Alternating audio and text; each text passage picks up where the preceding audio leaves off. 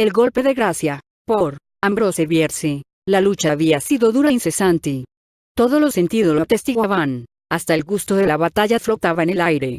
Pero ya había terminado. Solo quedaba auxiliar a los heridos y enterrar a los muertos. Limpiar un poco, como decía el humorista del pelotón de sepultureros.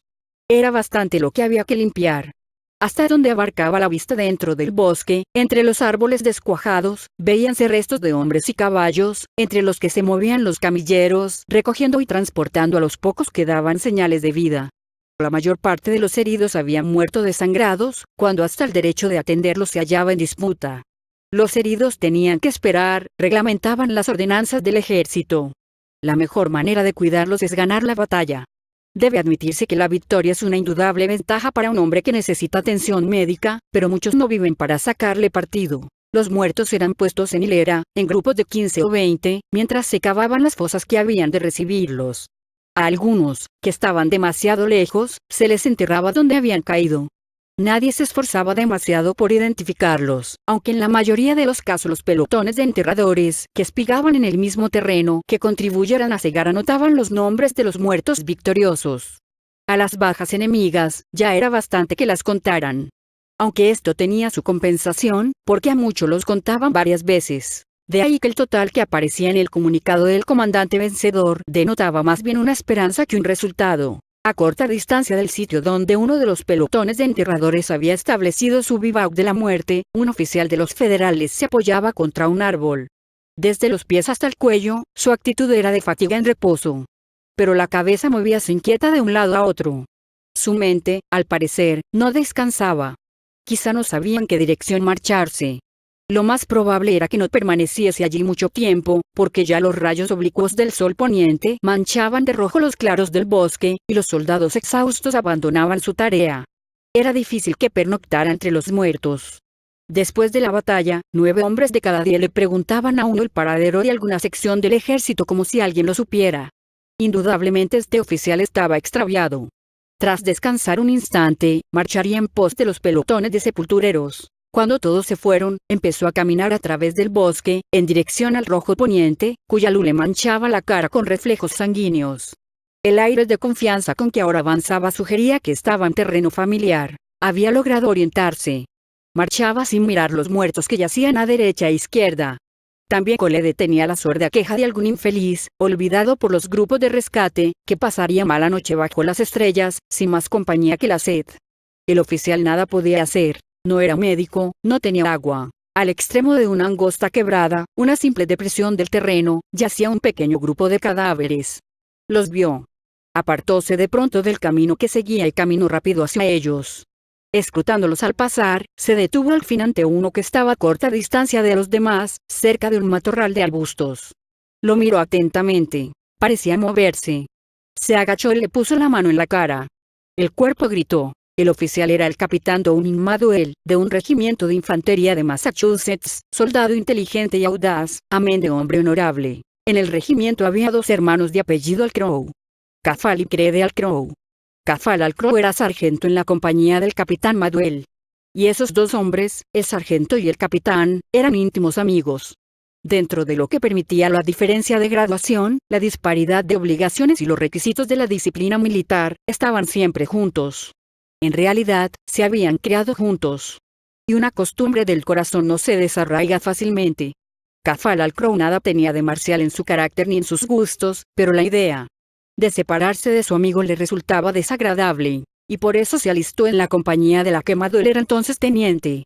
Ambos habían ascendido 2 grados, pero entre el suboficial más alto y el oficial más subalterno, el abismo social es ancho y profundo. Y aquella vieja relación, mantenida con dificultad, ya no podía ser idéntica. Crede Alcrow, hermano de Caffal, era mayor del regimiento. Un hombre cínico, saturnino. Entre él y el capitán Maduel reinaba una antipatía natural, que las circunstancias habían alimentado y fortalecido hasta convertirla en activa animosidad. De no mediar la influencia moderadora de Caffal, es indudable que cada uno de estos patriotas habría tratado de privar a su país de los servicios del otro. Al iniciarse la batalla esa mañana, el regimiento cumplía una misión de avanzada, a 1 milla del cuerpo principal del ejército. Fue atacado y casi rodeado en el bosque, pero mantuvo a pie firme el terreno. Al disminuir momentáneamente la lucha, el mayoral Crow se dirigió hacia el capitán Maduel. Cambiaron un saludo formal, y dijo el mayor: «Capitán, el coronel le ordena avanzar con su compañía hasta el nacimiento de esa quebrada, y mantener la posición hasta nueva orden.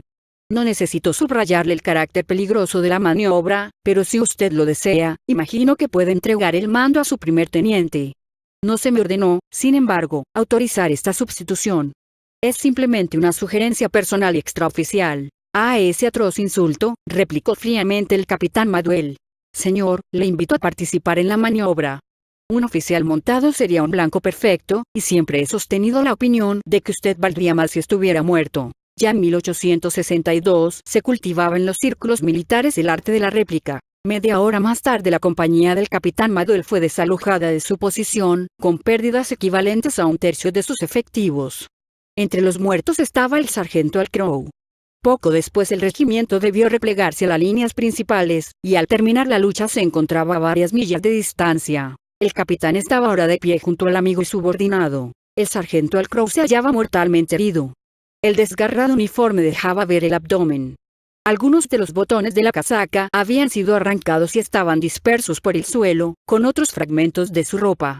El cinturón de cuero estaba partido, y parecía que se lo hubieran arrancado debajo del cuerpo.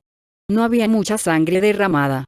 La única herida visible era un ancho e irregular desgarrón en el abdomen, sucio de tierra y hojas muertas, por donde asomaba un extremo lacerado de intestino. En toda su experiencia, el capitán Maduel no había visto una herida semejante. No podía imaginar cómo fue producida, ni explicar las circunstancias que la acompañaban. El uniforme extrañamente rasgado, el cinturón partido, las manchas de la piel.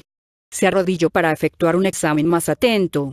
Cuando se puso de pie, volvió los ojos en varias direcciones, como buscando un enemigo. A 50 yardas de distancia, en la cresta de una loma baja, cubierta de arbustos, vio varios objetos oscuros que se movían entre los hombres caídos. Una manada de cerdos. Uno le daba la espalda, con los cuartos delanteros levantados. Apoyaba las patas en un cuerpo humano. La cabeza baja era invisible. La erizada eminencia del lomo se recortaba en negro contra el rojo poniente. El capitán Maduel apartó los ojos y volvió a clavarlos en eso que había sido su amigo. El hombre que había padecido esas monstruosas mutilaciones estaba vivo.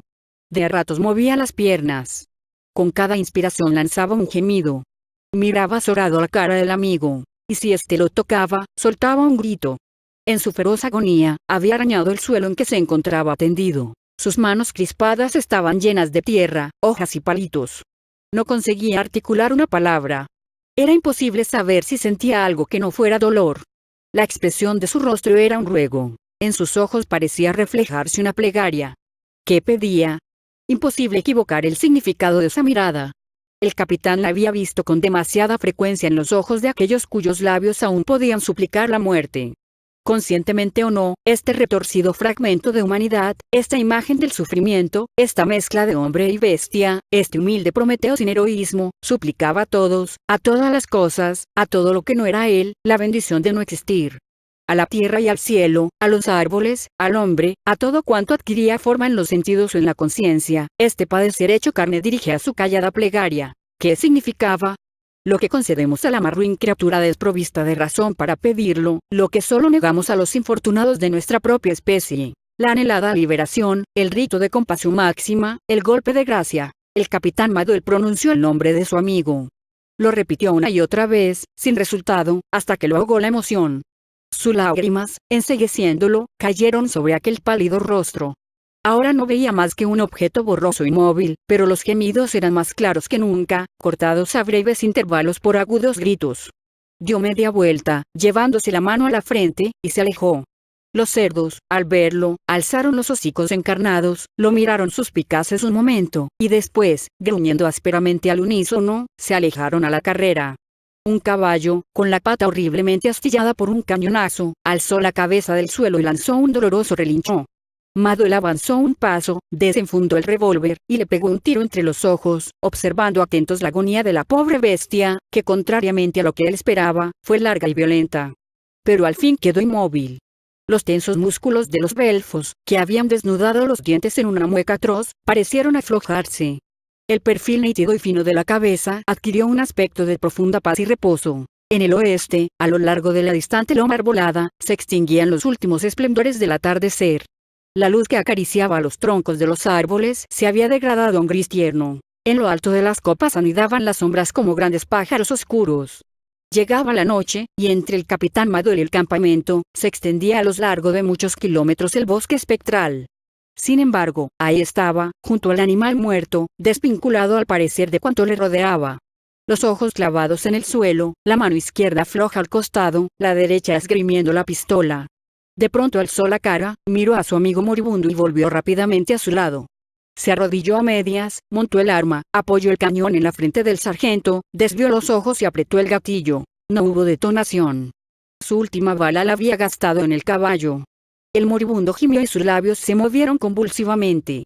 La espuma que brotaba de ellos tenía un tinte sanguinolento. El capitán Madol se puso de pie y desenvainó la espada. Pasó los dedos de la mano izquierda a lo largo del filo desde la empuñadura a la punta. La tendió recta ante sí como para probar sus nervios. La hoja no temblaba. El mortecino fulgor que reflejaba la luz del cielo, permanecía inmóvil y firme. Se inclinó, desgarró con la mano izquierda la camisa del moribundo. Irguiéndose, le puso la punta de la espada sobre el corazón. Esta vez no apartó los ojos. Aferrando la empuñadura con ambas manos, empujó con todas sus fuerzas. La hoja se hundió en el cuerpo del hombre. Atravesó el cuerpo y se clavó en la tierra. El capitán Madol estuvo a punto de caer sobre su obra. El moribundo encogió las piernas, y al mismo tiempo se llevó el brazo al pecho, sujetando el acero con tanta fuerza que los nudillos de la mano se le pusieron blancos. Con este violento pero inútil esfuerzo por quitarse la espada, agrandó la herida, por la que escapó un hilo de sangre, que se filtró sinuosamente por el roto uniforme. En ese momento 3 hombres salían silenciosamente del montecito de arbustos que había ocultado su avance. 2 eran enfermeros y traían angarillas. El tercero era el mayor Credeal Crow.